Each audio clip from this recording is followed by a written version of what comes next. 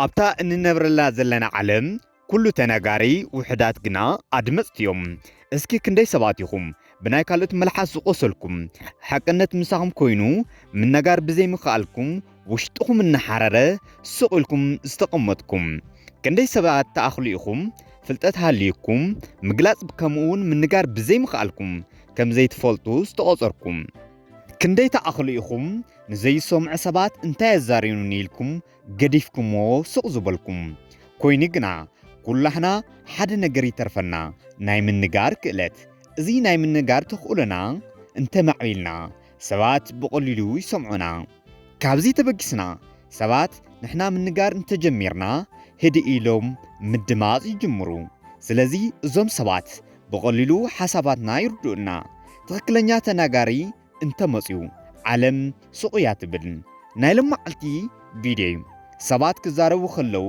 ተደመፅቲ ንክኾኑ ከምኡውን ናይ ዓለምና ህዝቢ ኢዱ ናብ ኣፍንጭ ሒዙ ከዳምፅ ዝገብሩ 8 ሜላታት ብሉፃት ተናገርቲ ሰባት ሒዘልኩም መፅእ ኣለኹ ሰናይ ምክትታል በዞም ሜላታት እዚኦም ፀላእትኩም ከይቀረዩ ዘንጨብጭብልኩም ተመኪሮም ዝተረጋገፁ ሜላታት እዮም ካብቶም 8 ሜላታት ቀዳማይ ይቅርታ ተለማመድ ናይ ዘይምንጋርካ ቀንዲ ምኽንያት ቅድሚ ሕዚ ዝነበሩ ዝተፈላለዩ ምኽንያት እዮም እዞም ምኽንያታት መበገሲኦም ፈሊጥካ ንኩሎም ይቅርታ ጌርካ ናብቲ ሓድሽ ህይወት ናይ ምንጋር ተኽእለኻ ምቕፃል እዩ እዚ እንድሕር ደኣ ተለማሚድካ ካልእ ኩሉ ቀሊል እዩ ካልኣይ ንተኸታተልቲ 10 መዓልትታት ንመዓልቲ 3 ደቂቓ ናይ ባዕልኻ ድምፂ ሪከር ጌርካ ስማዕ በብመዓልቱ ከምዚ ደኣ እንድሕር ትገብር ኮይንካ ዓብይ ለውጢ ተምፅእ ኢኻ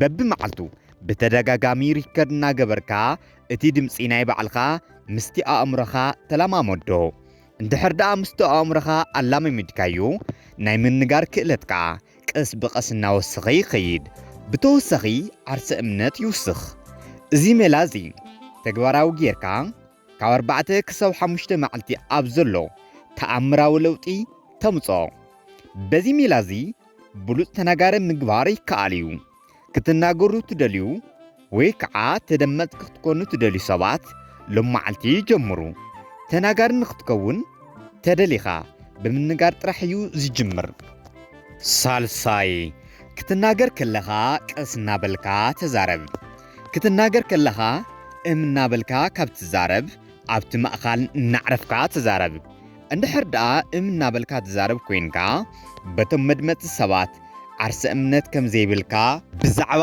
ኣብ ባዕልኻ ዘለካ ዓርሰ እምነት ከም እትጠራጠር ኢሎም ስለ ዝሓስቡ ከድምፁኻ ኣይሓስቡን እዮም ካብዚ ሓሊፎም ድማ ካብቶም ሰባት ዝተፈላለዩ ድምፅታት የውፅዮም እዚ ድምፂ ድማ ተፅዕኖ ፈጣርነትካ ቀኒሱ ተደማፅነትካ ይጠፍእ ከምዚ ዓይነት ድምፂ ክተውፅእ ከለኻ ሰባት ብዛዕባኻ ንክዛረቡ ዕድል ትህቦም ኣለኻ ማለት እዩ ስለዚ ዕድል እንተይሃብካ በዚ ሜላ ምስትኽኻል ትኽእል ኢኻ ስለዚ ኣብ ክንዲ እቲ ዘየድሊ ድምፂ ኣዕረፈ ኣቢልካ ተናገር ራብዓይ ብደንቢ ኣንብብ ብደንቢ ፅሓፍ እዚ እንድሕር ደኣ ትገብር ኮይንካ ብደንቢ ትዛረብ ከምዚ ትገብር ከለኻ ቃላትካ ብጣዕሚ ተፅዕኖ ፈጠርቲ ይኾኑ ዝደለኻዮ ሓሳብ ንሰባት ብቐሊሉ ተረድኦም ብቐሊሉ ድማ በቲ ሓሳብ ስዒርካ ናብቲ ናትካ ሓሳብ ምፅምባር ትኽእል ኢኻ ካብዚ ተበጊስካ ንትደልዮም ሰባት ንትደልዮም ንብረታት ኣእሚንካ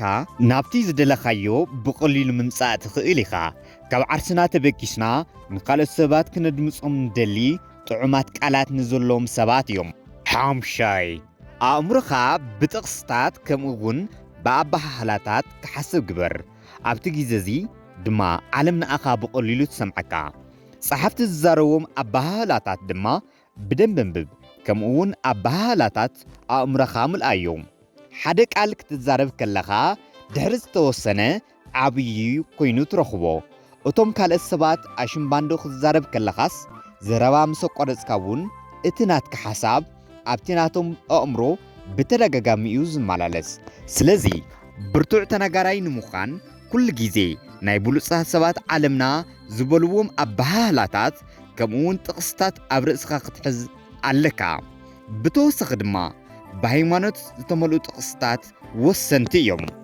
ሻድሻይ ናይ ልሳናን ኣእምሮናን ርክብ ምስናይ ሓደ ሰባት ብኣእምሮኦም ገረምቲ ሓሳባት ይሓስቡ እሞ ንምንጋር ይችገሩ። እዚ ማለት ዝደኸመን ናይ ልሳንን ኣእምሮን ርክብ ኣለዉ ማለት እዩ። ኩሉ ግዜ ክንዛረብ ከለና ሓሲብና ከምኡውን ህድእ ብዝበለ መንፈስ ክኸውን ኣለዎ። እዚ ማለት ከይሓሰብካ ምንጋር ጠጠው ምባል ማለት እዩ። ከምዚ ዓይነት ለውጢ ክተምፅእ እንተደሊኻ ዝኾኑ ቃላት ምረጽ እሞ በቶም ቃላት ንሶም ዝኾነ ዘረባ ሪከርድ እናገበርካ ተለማመድ። እዚ ማለት ብኦድዮ ብቪድዮ ቀሪጽካ ካብ 1 ክሳብ 3 ደቂቓ ኣብ ዘሎ ተለማመድ።